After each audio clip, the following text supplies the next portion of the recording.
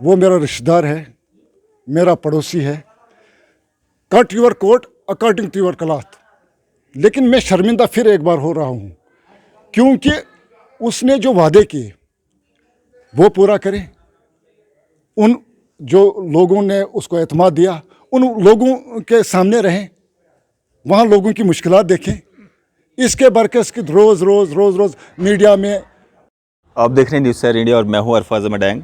आज की खास मुलाकात में हमारे साथ मौजूद हैं डिस्ट्रिक्ट किश्तवाड़ से अब्दुल वाहिद मलिक जी, जो कि एक आरटीआई एक्टिविस्ट हैं। सर, स्वागत है आपका न्यूज़ सर इंडिया में। अस्सलाम वालेकुम, आपका भी स्वागत है सर। भाई साहब, डिस्ट्रिक्ट किश्तवाड़ की अगर सियासत की बात करें, जिस तरह से डीडीसी इलेक्शंस हुए और चेयरमैन जो चुना गया, तो क्या कहना चाहेंगे? देखो सर, मैं आपकी माध्यम से कहना चाहता हूँ, क्योंकि वहाँ पर ऑलरेडी जो इलेक्शन हो चुके थे उसमें ऑलरेडी एनसी के नंबर पूरे थे। कोई एक नंबर की ज़रूरत थी तो उन्होंने वहाँ कांग्रेस के साथ अपना हाथ मिलाया और उनके 10 नंबर पूरे हो गए थे। लेकिन फिर 13 तारीख को जब उनको बुलाया गया डीसी ऑफिस में, तो बदकिस्मती से कुछ अंदर से चला, तो उनका एक कैंडिडेट कहीं अपनी पार्टी के साथ मिल गया, तो उनके 9 नंबर रहे। फिर सर हुआ इस तरह कि वहाँ पर उस दिन मेजॉरिटी नहीं हुई। ऑलरेडी कोई कैंडिडेट एनसी के कैंडिडेट के मुकाबले नहीं था, तो फिर उस दिन का डेट पोस्टपोन्ड हुआ और 18 तारीख का डेट दूसरा दिया गया। 18 तारीख को 9 कैंडिडेट, जिसमें नेशनल कॉन्फ्रेंस के 6 और कांग्रेस के 3 कैंडिडेट डीसी ऑफिस पहुंचे और अंदर घुस गए एक साथ मिलके। तो अंदर पहुंचने के बाद वो जो ही अंदर गए, तो उसके बाद अंदर पहुंचने के बाद बाकी पार्टी जैसे बीजेपी के 3 कैंडिडेट थे वो भी आए, तो एक इंडिपेंडेंट कैंडिडेट था वो भी आ गया। तो फिर अंदर से न मालूम किस वजह पर क्या हुआ, वो अंदर की खबर सबको पता है। लेकिन मैं एक अपने कैंडिडेट जो हमारे मड़वा से बिलोंग करता है, शेख ज़फ़रुल्लाह साहब, उसी दिन 18 तारीख को वो पब्लिक के सामने डीसी ऑफिस में के सामने लोगों को अनाउंस करता है कि मेरा वोट ओपन अपनी कैंडिडेट पूजा जी को कास्ट करूंगा। बिल्कुल। तो अंदर जाकर जब वो अंदर थे, तो वहाँ पर उसने अपना फार्म भर दिया वाइस प्रेसिडेंट वाइस चेयरमैन के लिए। अब सारी किश्तवाड़ कॉन्स्टिट्यूंसी इस वक्त जानती है, परेशान है कि एक सिंगल आदमी, एक इंडिपेंडेंट कैंडिडेट फार्म डालता है, उसका फिक्सिंग मैच किसके साथ था और कहाँ हुआ था। हमारी नज़र हर एक पर है, वो बात नहीं है, क्योंकि मैं बहुत वाबस्ता रह चुका हूँ पॉलिटिक्स में। हर पार्टी के साथ मेरे अच्छे ताल्लुकात हैं। लगता है कि रात को ही मैच फिक्सिंग हो चुकी थी। मैं ज़फ़र साहब को बोलना चाहता हूँ आपकी माध्यम से कि जब उसने वाइस चेयरमैन के लिए फार्म भरा, तो उसकी सपोर्ट्स में कौन दूसरा फार्म था, चाहे वो बीजेपी का था, अपनी पार्टी का था। सिंगल आदमी तो फार्म नहीं डाल सकता है। खैर हुआ इस तरह कि हम नेशनल कॉन्फ्रेंस के कैंडिडेट को 6 वोट मिले। खैर वो कामयाब हो गई। लेकिन मैं हैरान हूँ, शर्मिंदा हूँ इस वक्त, क्यों इस वक्त वो हमारे ज़फ़र साहब जो कैंडिडेट हैं, मड़वा से बिलोंग करते हैं, वो कहीं मीडिया में इंटरव्यू, कहीं खुद अपना वीडियो अपलोड करता है सोशल मीडिया में। वो कसमें खाता है कि नहीं जी, मैंने नेशनल कॉन्फ्रेंस को वोट नहीं दिया, अपनी सिस्टर पूजा जी को मैंने वोट दिया। लेकिन मैं उसको आपकी माध्यम से कहना चाहता हूँ कि अगर उसको वोट ओपन करना था, अपना वादा पूरा करना था, तो वो ओपन करना था।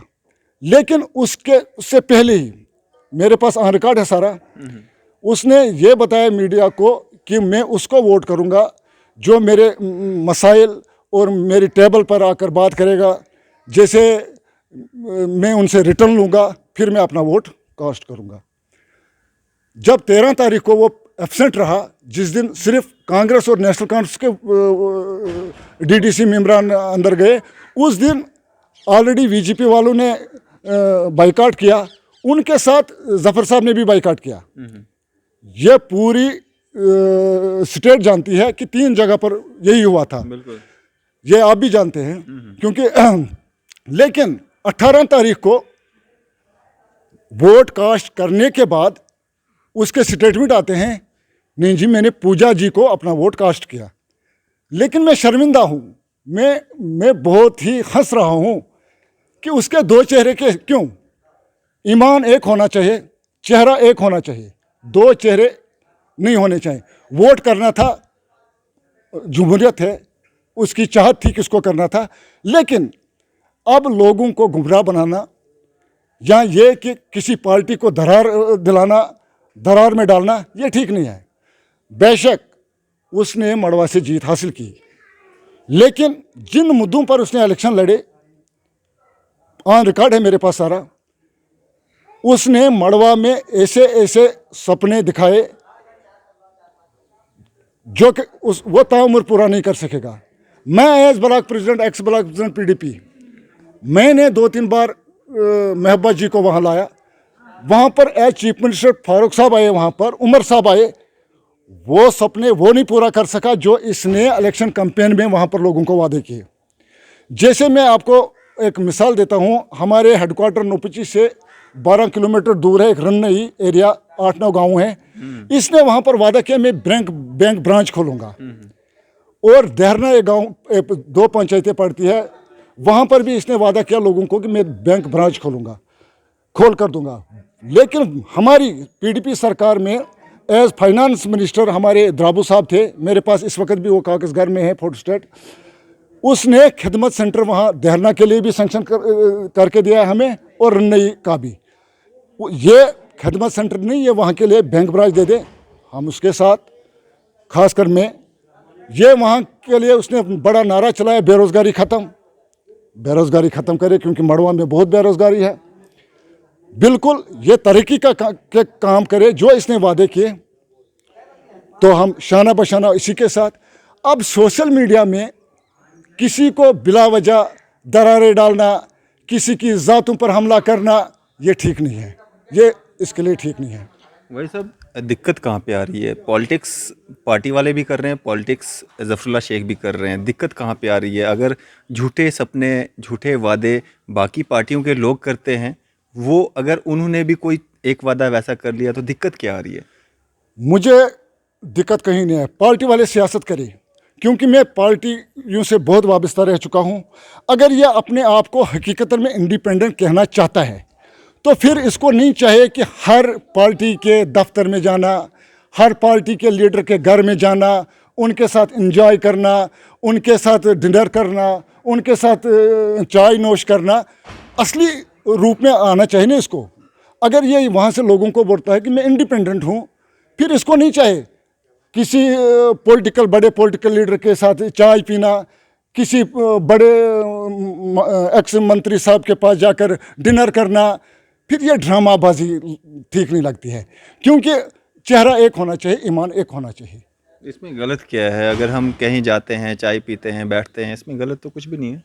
क्योंकि इलेक्शन के पीरियड में मैं प्रेजेंट था मड़वा में, इसने यहाँ तक कि हर पार्टी, चाहे वहाँ पर national conference, Bharatiya Janata party, PDP, Congress, एक ही नारा था इसको, सब चोर, कांग्रेस भी चोर, नेशनल कॉन्फ्रेंस चोर, भारतीय जनता पार्टी चोर। यहाँ तक कि हमारे इस वक्त के वज़ीर आज़म मोदी जी, हालांकि ये ब्लॉक लेवल का इलेक्शन था, मुझे हंसी आ रही है, ऑन रिकॉर्ड है सारा मुझे, कि ब्लॉक लेवल पर मोदी जी का गलत कहना, मोदी जी का भरा बुला कहना, ये ठीक नहीं है। इतना नहीं है, इतना ये पॉलिटिक्स नहीं है। मैं इसको कहता हूँ कि ये बिल्कुल गंदी पॉलिटिक्स है।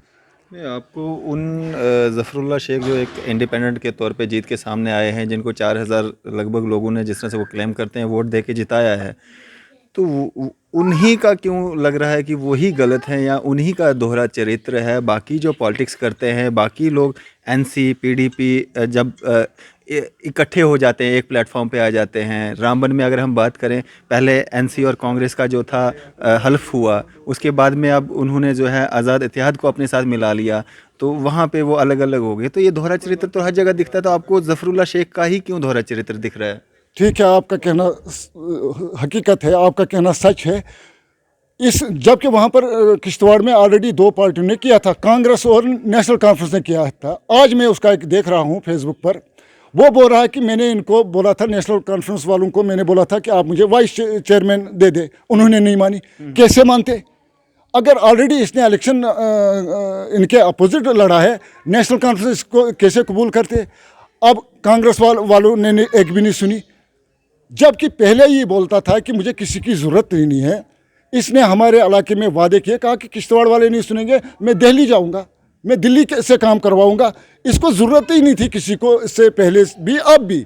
इसलिए अब ये ज़बरदस्ती वोट, अपना वोट बोलता है कि पूजा जी को। या वो ड्रामा था या इस वक्त का ड्रामा, मुझे भी समझ नहीं आ रही है कि इसमें कौन सी गेम है, कौन सा खेल चल रहा है। सारे शर्मिंदा है इस बात पर इस वक्त। जी, तो हम कोशिश करेंगे कि ज़फरुल्लाह शेख से भी हमारी बात हो सके और उनसे हम जानने की कोशिश करेंगे आखिर जो सारे इल्ज़ामात जो लगाए जा रहे हैं अब्दुल वाहिद मलिक जी के द्वारा, उस पर कितनी सच्चाई है। हम कोशिश करते हैं उनसे भी बात हो पाए हमारी। हम कोशिश करते हैं ज़फरुल्लाह शेख से हमारी बात हो पाए और हम उनसे भी जो इल्ज़ामात लगाए जा रहे हैं उस पर हम उनका जो क्या वर्जन है उनसे ले सकें।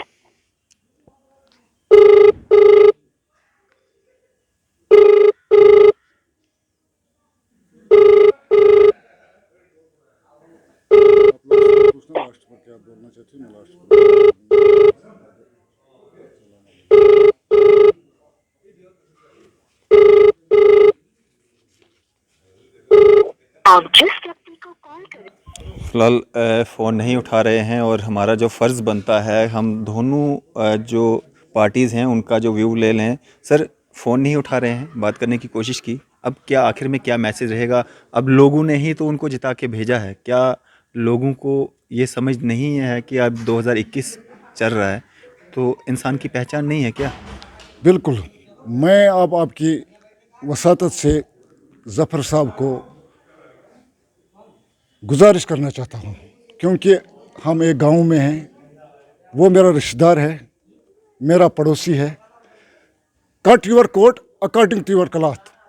लेकिन मैं शर्मिंदा फिर एक बार हो रहा हूँ, क्योंकि उसने जो वादे किए वो पूरा करे।